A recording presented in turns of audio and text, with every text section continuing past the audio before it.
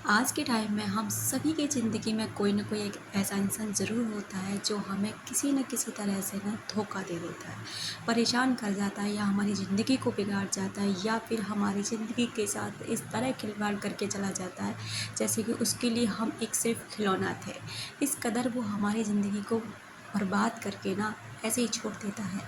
लेकिन अगर मैं आपसे कहूँ कि आप उस इंसान को माफ़ कर दें, लेकिन आपके लिए एक ही जवाब होगा कि नहीं, हम उस इंसान को माफ़ नहीं कर सकते क्योंकि उसने हमारी ज़िंदगी को बहुत ज़्यादा नर्क बना के छोड़ दिया। हमें इस कंडीशन पर लाके खड़ा कर दिया कि हम बिल्कुल मरने ही वाले थे, लेकिन पता नहीं कैसे बच गए। देखिए, इस दुनिया में जो भी चीज़ें होती हैं ना, अपने हिसाब से होती हैं, अपने टाइम से होती हैं। अगर आपकी लाइफ में कुछ ऐसा हुआ है ना, तो आपके ही किसी कर्म के कारण ऐसा हुआ है। मैं ये नहीं कह रही कि आप गलत इंसान हैं या फिर आपने कुछ गलत किया है, लेकिन अगर आपके साथ कुछ ऐसा हुआ है ना, तो कुछ ना कुछ आपका ही कर्म ऐसा रहा है इस जन्म का या उस जन्म का, जिसकी वजह से ना आपके साथ ये सब हुआ। लेकिन आपको क्या करना है, अभी उस इंसान को ना माफ़ कर देना। आप कहेंगे कि नहीं नहीं, ऐसे इंसान को माफ़ी देना, बिल्कुल भी नहीं।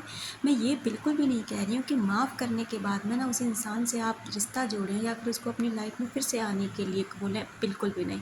माफ़ करने का मतलब होता है कि जब आप उसे माफ़ करते हैं ना, तो आपको बहुत हल्का और अच्छा फील होने लगता है और आप ना अपनी लाइफ में आगे बढ़ने के लिए ना थोड़े मोटिव होने लग जाते हैं। मतलब आपको एक मजबूती मिलने लग जाती है कि आप ना अब आगे बढ़ सकते हैं।